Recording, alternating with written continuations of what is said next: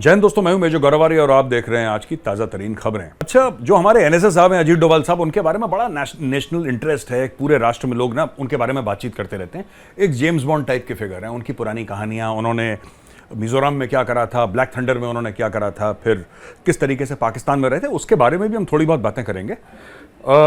लेकिन दोस्तों, ये बात ज़रूरी है कि जो एरिक गारसेटी हैं, जो कि यूनाइटेड स्टेट्स ऑफ अमेरिका के एम्बेसडर हैं भारत में, उन्होंने बोला कि उत्तराखंड के गांव का एक छोटा सा लड़का आता है और सिर्फ भारत का नहीं, पूरी दुनिया का वो एक खजाना बन जाता है। ये उनका कमेंट है। तो कमेंट बड़ा वायरल हो रहा है आजकल और लोग इसके बारे में चर्चा कर रहे हैं कि ऐसा क्या है। मैं आपको दो तीन चीज़ें बताता हूं इनके बारे में कि ऐसा क्यों है। पहली चीज़ तो ये है कि उनके पहले जो एनएसएस थे वो कभी इतने हाई प्रोफाइल नहीं थे। ये ज़्यादा हाई प्रोफाइल इसलिए रहे हैं क्योंकि इन्होंने एक्चुअली पाकिस्तान में जाके ये रहे हैं 7-8 साल और अंडरग्राउंड रहे हैं, भेस बदल के रहे हैं। रिक्शे वाले तक इन्होंने काम वहाँ पे करा है।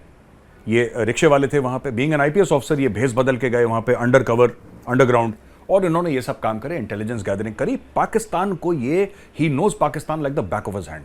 और बड़े बड़े मैंने तुर्रम खान देखे हैं who do not know 10% of what he knows about Pakistan. मैंने बड़े बड़े तुर्रम खान देखे हैं, पर जो डोभाल साहब की नॉलेज है पाकिस्तान के बारे में, दैट इज एक्सेप्शनल, क्योंकि जमीन पे उन्होंने नौकरी करी है, जमीन पे काम करा। मिजोरम में एमएनएफ की जो कमर तोड़ी थी, वहां से लेकर ऑपरेशन ब्लैक थंडर से लेकर फिर इन्होंने और भी जो काम करे, ऐसे कई ऐसी चीजें जो जनाब हम बता ही नहीं सकते आपको।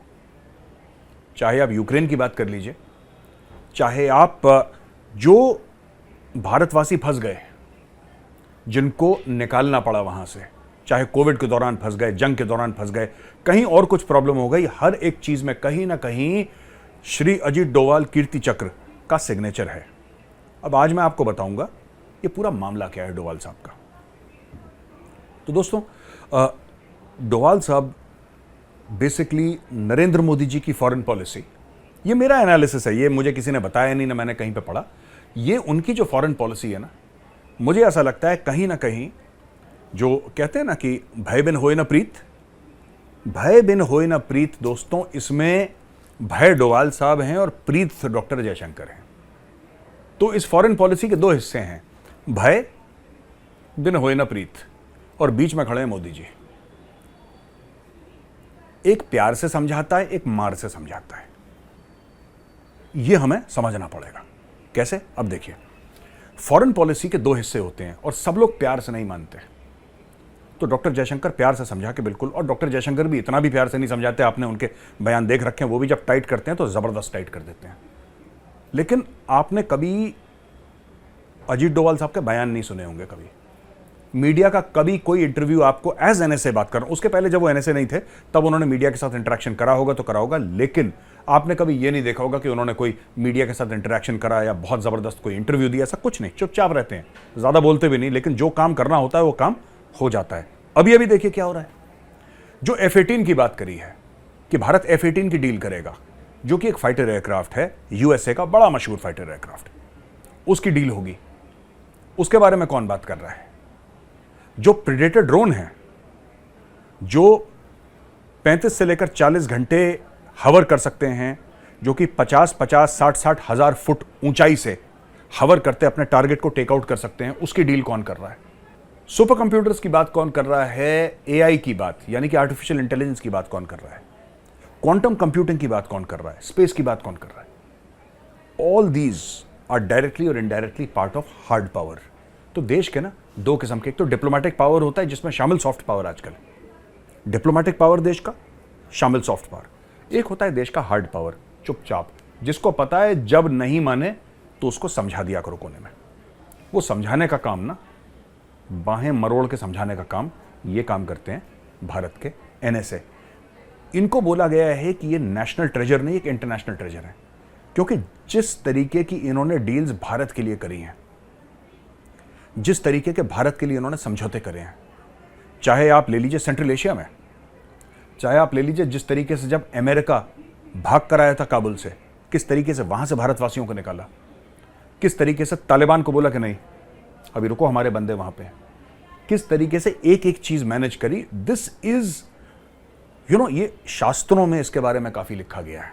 मैं आपको एग्जाम्पल देना चाहता हूं, जो हमारा पास्ट है, हमारा अतीत है, हमारे इतिहास में किस तरीके से मैसेज भेजे जाते थे, संदेश भेजे जाते थे, क्या ये देश को चाहिए, ये देश के लिए ठीक है, या तो तुम मानो, अगर तुम नहीं मानते तो हम तुम्हें मनवा लेंगे।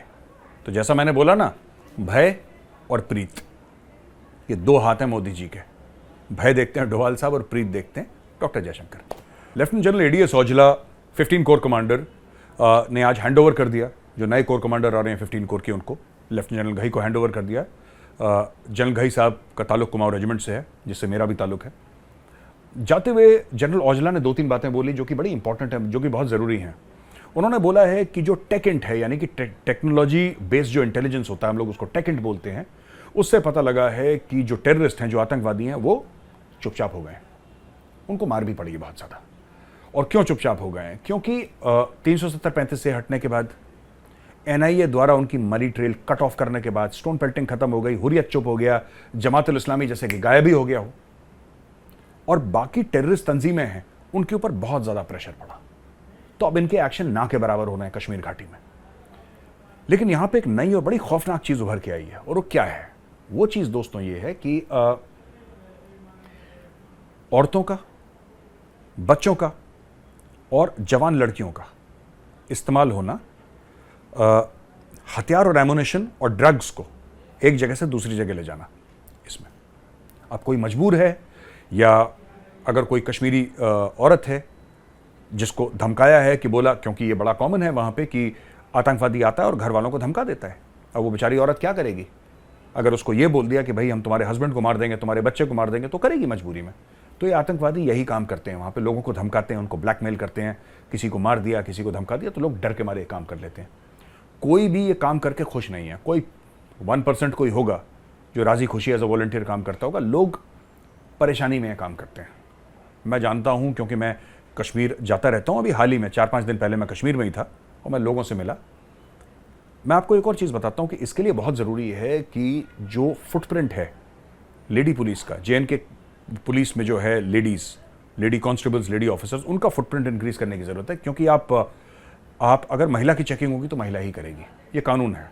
महिला की चेकिंग महिला ही करेगी। तो ज़्यादा ज़रूरी है कि अगर चेकिंग हो तो सिर्फ महिला करे। महिला ही करती है, लेकिन फिर भी उनका नंबर, उनकी तादाद बढ़ाने की ज़रूरत है। दूसरी बड़ी इंपॉर्टेंट चीज़ है कि ये प्रेशर बना रहे। और तीसरी चीज़, ये ना शिफ्ट करते हैं। नॉर्थ ऑफ पीर पंजाल कश्मीर है, साउथ ऑफ पीर पंजाल जम्मू है। अभी आपने हाल ही में देखा, वो जो पुंछ के पास स्पेशल फोर्सेस पर अटैक हुआ था, 5 भाई हमारे वीरगति को प्राप्त हो गए। उसके 1 महीना पहले अटैक हुआ था उसी एरिया में, उसी जनरल एरिया पुंछ राजौरी के आसपास अटैक हुआ था। फिर उसके पहले हुआ था 4-5 महीने पहले, जब वो पुंछ के जंगल्स में करीब 7-8, 10 दिन, 12 दिन जंगल बैशिंग चली थी, लगभग 2 हफ्ते से थोड़ा सा कम।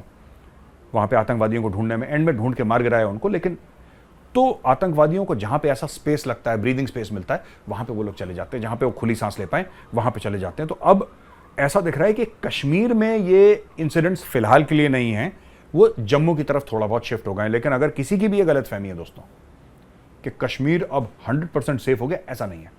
कश्मीर तभी तक सेफ है जब तक भारतीय सेना का, सीआरपीएफ का, बीएसएफ का और जम्मू और कश्मीर पुलिस का पैर जो है वो एक्सेलरेटर पे है। जब तक एक्सेलरेटर पे पैर है, जब तक सब कुछ ठीक ठाक है। जब पैर हटा तो दुर्घटना घटी। तो दोस्तों, आई होप आपको वीडियो पसंद आया होगा। वीडियो पसंद आया तो उस वीडियो को लाइक करिए। ठीक है, मैं कल फिर आऊंगा एक और वीडियो के साथ। जय हिंद।